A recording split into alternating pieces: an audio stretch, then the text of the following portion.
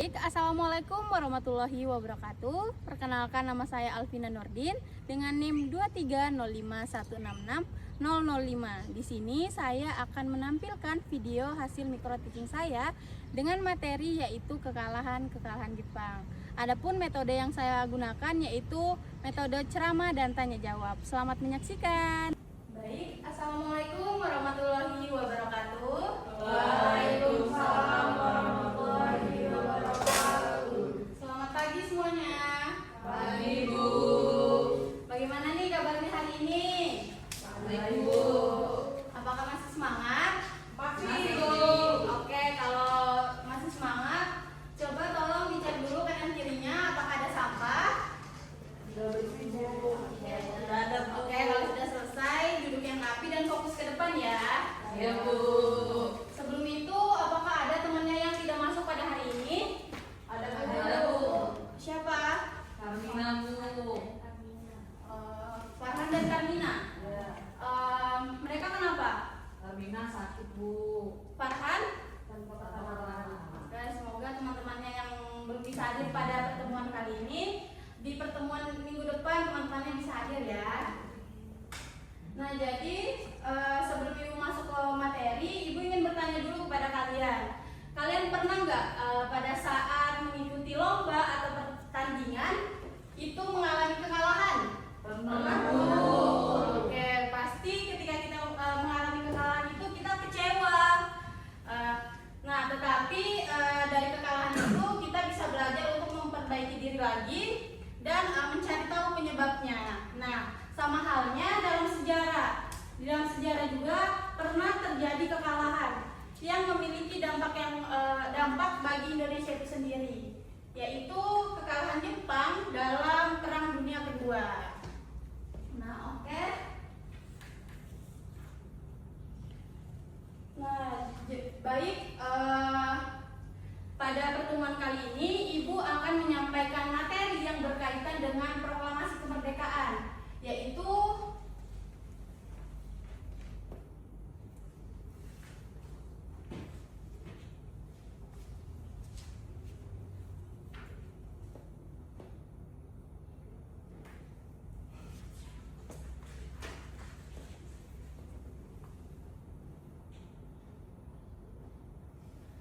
kekalahan Jepang. Adapun tujuan dari pembelajaran kita pada hari ini yaitu yang pertama, mengetahui proses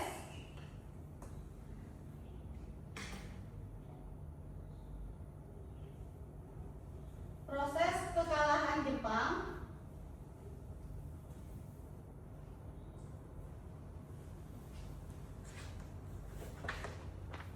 Lalu yang kedua, faktor-faktor penyebab.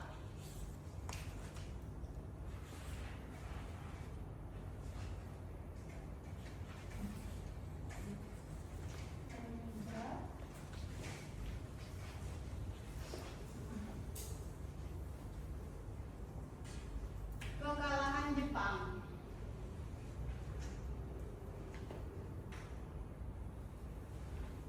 Oke. Nah, jadi setelah pembelajaran hari ini selesai, Ibu harap kalian bisa menjelaskan bagaimana proses kekalahan Jepang itu, lalu menjelaskan faktor-faktor apa saja sih penyebab dari kekalahan Jepang. Nah, adapun metode yang Ibu gunakan pada hari ini yaitu metode ceramah.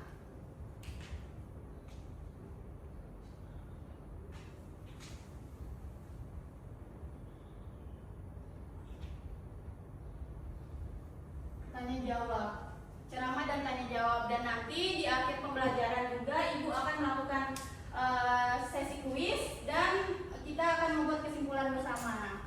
Oke, langsung saja Ibu masuk ke materi yang pertama yaitu proses kekalahan Jepang. Nah, jadi Jepang sendiri awalnya pada Perang Dunia Kedua itu terlihat sangat kuat. Nah, tetapi di mana pada tahun 1942 dia sudah berhasil menguasai wilayah Indonesia dan beberapa wilayah di Asia lainnya. Nah, tetapi kekuatan itu tidak berlangsung lama. Pada pertengahan tahun 1945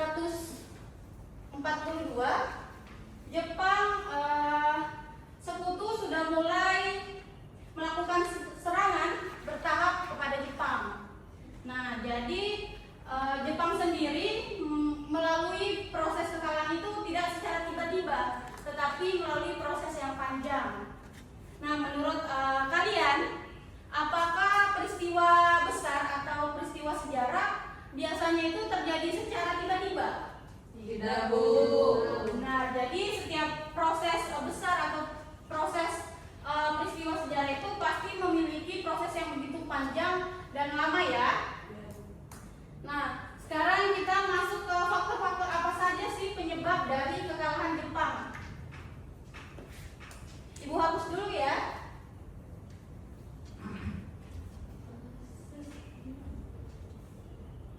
Yang pertama yaitu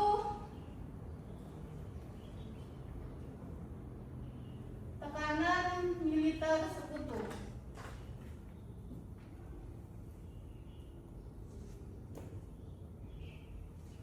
Lalu yang kedua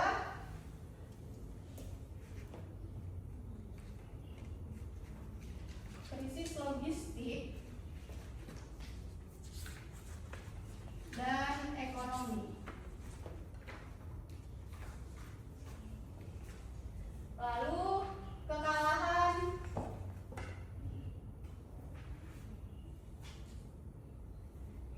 di wilayah strategis. Dan yang terakhir yaitu pengeboman.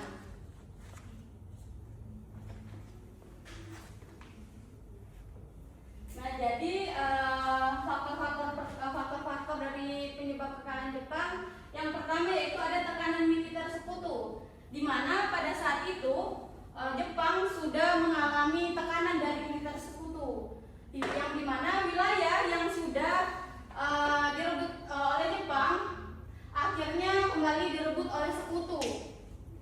Nah, pada saat itu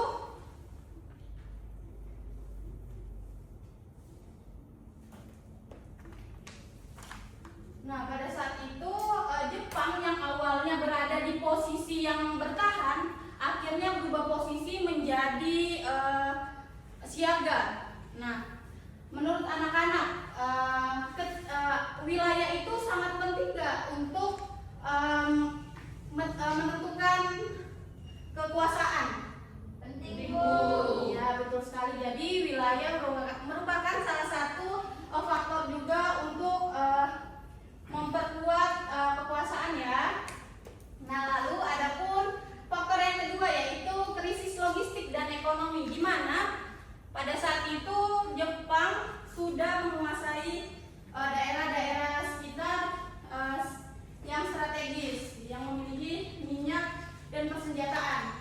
Nah, tetapi sekutu sendiri merusak jalan pendistribusian atau pengantaran barang untuk Jepang. Nah, dari situlah Jepang kesulitan atau mengalami krisis karena sudah tidak mudah lagi untuk mendapatkan persenjataan dan minyak pada saat itu. Lalu Jepang juga mengalami kekalahan di wilayah yang strategis. Nah, di mana? Ada yang tahu nggak wilayah-wilayah apa saja yang strategis? Boleh diminta? Tangan, Bu. Oh iya, betul. Benar sekali, kita akan diminta. Kita beri tepuk tangan dulu untuk Dinita. Ada yang tahu lagi nggak? Boleh, Diandra. Balikpapan, Bu. Oke, benar. Balikpapan juga menjadi salah satu wilayah yang sangat strategis. Dan masih ada satu lagi nih wilayah yang sangat strategis. Siapa yang tahu? Ya, Christine. Oh iya, benar sekali. Jadi ketiga wilayah-wilayah yang disebutkan teman-teman kita tadi, Junita, Diara, dan Christine, merupakan wilayah-wilayah yang strategis di mana di sana ada minyak dan militer yang kuat. Nah, jadi ketika wilayah ini direbut oleh sekutu, maka Jepang pada saat itu mulai melemah. Dan terakhir, faktor-faktor penyebab kekalahan Jepang yaitu ada pengeboman. Pengeboman apa nih? Ada yang tahu? Ada yang tahu pengeboman apa? Bom atom, Bu. Iya, benar, bom atom. Pengeboman bom atom di Hiroshima dan Nagasaki. Nah, itu terjadi di Hiroshima sendiri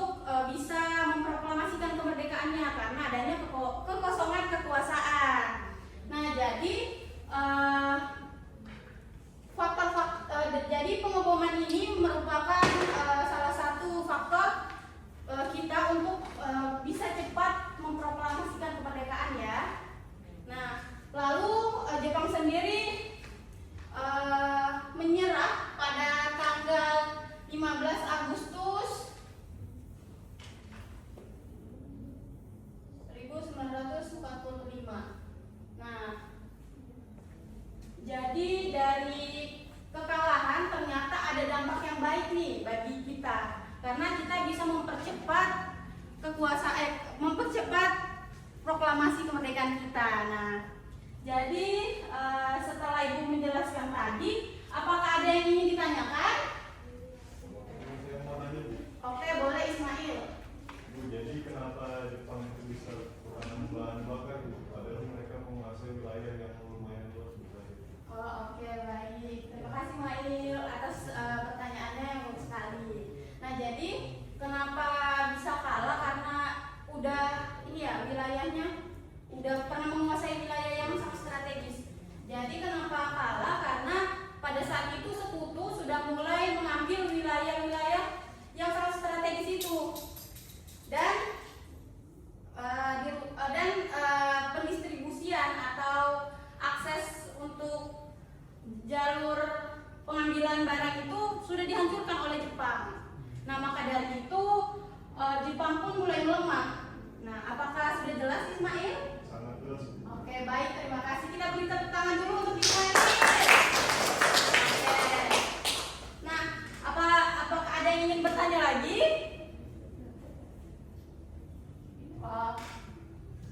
Ya, boleh. Bu, saya mau nanya, Iya. kenapa Jepang itu sekarang bisa langsung sekutu, Bu? Kenapa sekutu menyerang Jepang? Nah, ada yang tahu nggak kenapa Jepang diserang oleh sekutu? Tidak tahu. Tidak tahu. Ada yang tahu di sini? Oke, jadi Jepang diserang oleh sekutu karena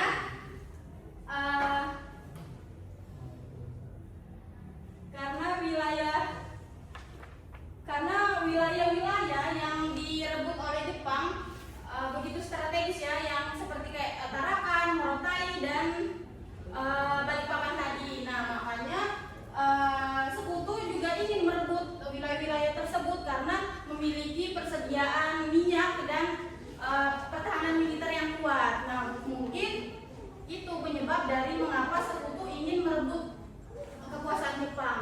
Atau ada jawaban lain dari teman-teman? Oke. Nah, apakah ada lagi yang ingin bertanya? Tidak ada? Oke.